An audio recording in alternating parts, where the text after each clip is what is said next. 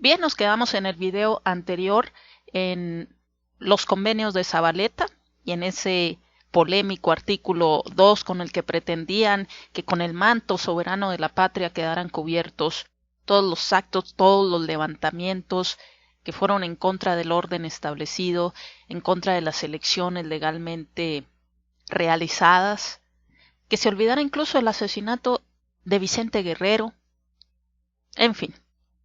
Ese artículo 2 por el que quedaban cubiertos para siempre con el manto soberano de la patria todos los actos de elección popular, todos los errores. Estábamos, como queriendo decir, estábamos aprendiendo. Entonces olviden esos errores y a partir de aquí vamos a empezar. Y es a partir precisamente de marzo de 1833 donde empieza el periodo de Santa Anna, que va a cubrir una buena parte de la historia de México. Este personaje que ya venía tramando desde hacía tiempo su escalada hacia la presidencia, pues lo logra el 30 de marzo, reunidas ambas cámaras en el recinto de la Lonja, se procedió a la apertura de las constancias electorales, que dio como resultado la elección de Santa Anna, de Antonio López de Santa Anna, como presidente, y como vicepresidente Valentín Gómez Farías.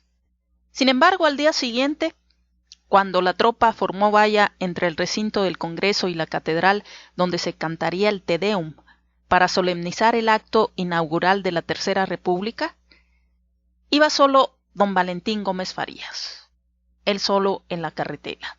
El presidente electo se había disculpado por no obsequiar, agradecido, la voluntad popular, pues se hallaba indispuesto en su hacienda de Manga de Clavo. Pero Santa Anna tenía su plan, pues si bien los yorquinos liberales le habían llevado a la presidencia, él no tenía el menor interés de gobernar en su compañía.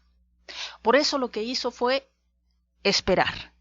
Sabía que Gómez Farías era un fanático del federalismo y la libertad. Por ello Santa Anna le dejó a éste la presidencia y la responsabilidad de gobernar, pues imaginaba cómo lo haría y cuáles serían las consecuencias. Pensando que, si los liberales le obsequiaron la presidencia, Gómez Farías le despejaría el camino hacia la dictadura.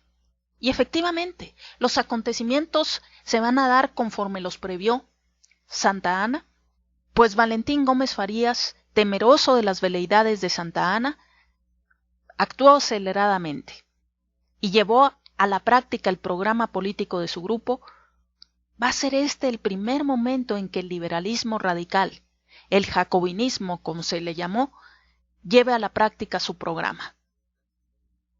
Entonces Santa Anna lo deja solo en la presidencia y en su toma de protesta, Valentín Gómez Farías va a señalar lo siguiente: no basta, es verdad, el respeto y la observancia del pacto social para hacer el bien de los pueblos.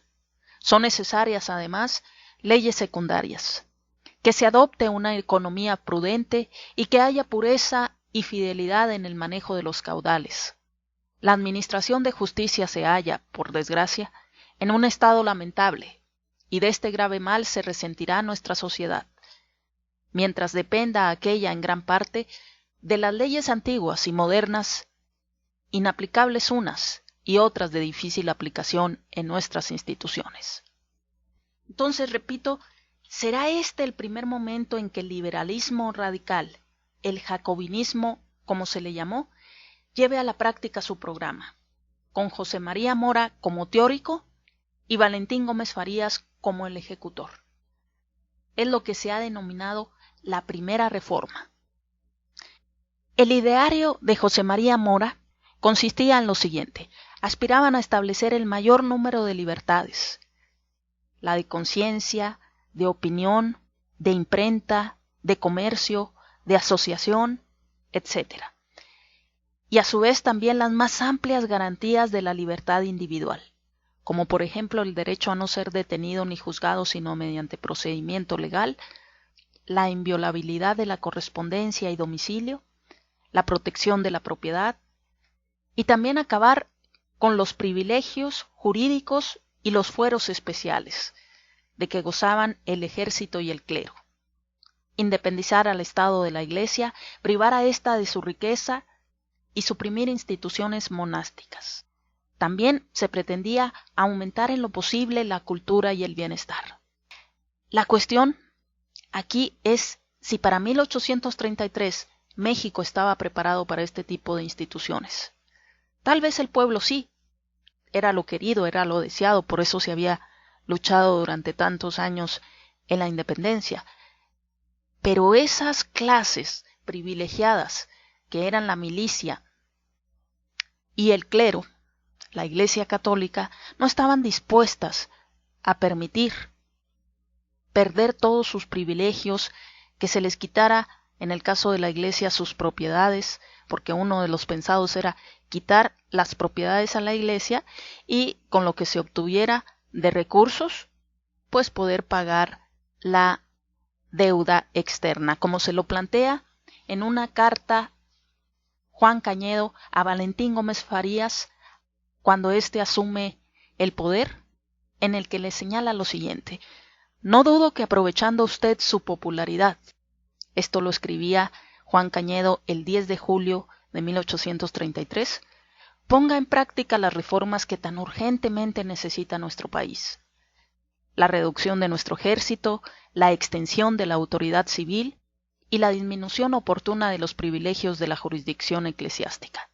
Baja considerable en la cuenta de los diezmos, la extinción de los noviciados y venta de las propiedades amortizadas, destinándose su producto al pago de nuestra deuda pública. La carta de Cañedo encierra entonces el programa que emprendería Valentín Gómez Farías en el segundo semestre de 1833. Entonces Gómez Farías tenía el poder en sus manos y debía de aprovechar. No solamente que tenía la presidencia, sino además que el Congreso y las legislaturas de los estados estaba integrado por liberales que apoyarían sus reformas, por lo que decide llevarlas a efecto. Así, el 17 de agosto fueron secularizadas las misiones de California. El 19 de octubre se suprimió la Universidad Pontificia y se creó la Dirección de Instrucción Pública. El 27 de octubre decreta el Congreso la cesación de la coacción civil para el pago del diezmo eclesiástico. Un duro golpe para la Iglesia, para sus ingresos, ya que a partir de ahí ya no se podía obligar a los feligreses a dar el diezmo, solamente sería voluntario. Y no se reponía de este duro golpe cuando el 6 de noviembre se suprime también la coacción civil para el cumplimiento de los votos monásticos. Es decir, se podía abandonar cuando se quisiera. Santa Ana se hallaba en México en esos días y rápidamente decide enfermarse, tan seriamente que el Congreso le concede licencia para retirarse a manga de clavo.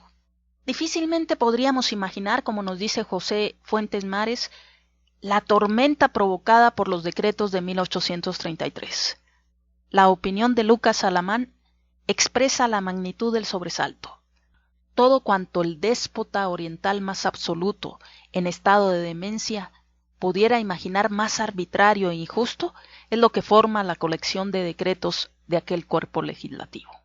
Esta opinión sorprende al escritor e historiador José Fuentes Mares, al señalar que un hombre tan enterado como Lucas Alamán calificara los decretos reformistas de 1833 como obra de un déspota oriental absoluto y en estado de demencia, pues la fuente inspiradora de la primera reforma no quedaba tan lejos.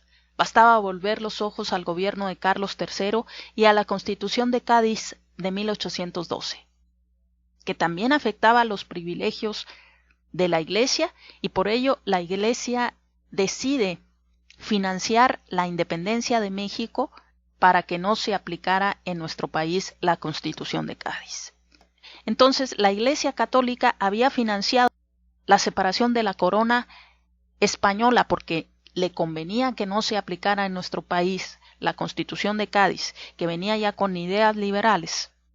Y ahora pretendían con esta serie de decretos quitarle todos sus privilegios, sus bienes, sus ingresos, etc.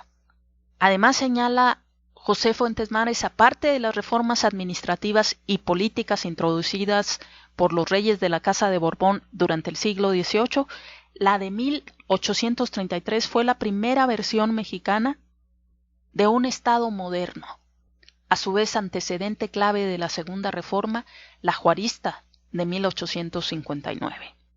Entonces, las ideas de estos personajes eran el progreso, sacar de la Edad Media prácticamente a México, modernizarlo, impulsar su desarrollo, evitar que se endrogaran, concederle al pueblo, a sus ciudadanos, una serie de derechos, consagrarlos en las leyes y posteriormente en la Constitución, para lograr un verdadero impulso de este país.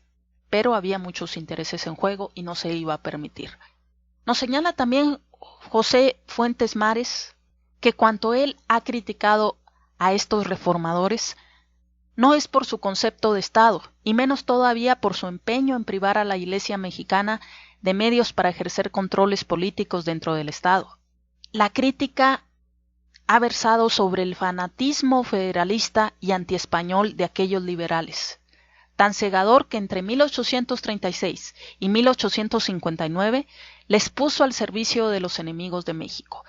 Es decir, por separarse de los españoles y tener un sentimiento antiespañol, se acercaron a otro enemigo peor porque lo tenemos enseguida porque es nuestro vecino, es decir, a Estados Unidos. Eso es lo que critica en estos hombres José Fuentes Mares, que el federalismo creado por los norteamericanos en su constitución y el antiespañolismo les empujaran a las listas negras de la historia, con don Lorenzo de Zavala en primera fila, que se convertiría en vicepresidente de la República Libre y Soberana de Texas, y en la segunda fila se encuentra don Valentín Gómez Farías, quien, perdiendo la línea divisoria entre los intereses de partido y los del país, buscó el respaldo de los colonos tejanos contra Santa Anna.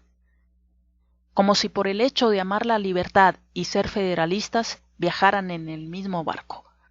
Perdieron de vista que si los Estados Unidos los estaban apoyando, los estaban alojando y los iban a financiar, no era por interés de México, sino por su propio interés en expandirse, en obtener, en apoderarse del territorio por el cual después vendrían.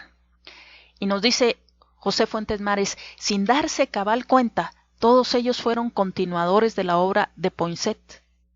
El antiespañolismo les despojaba de su identidad nacional, mientras el fuego libertario y federalista les echaba en brazos de, entre comillas, la nación ejemplar.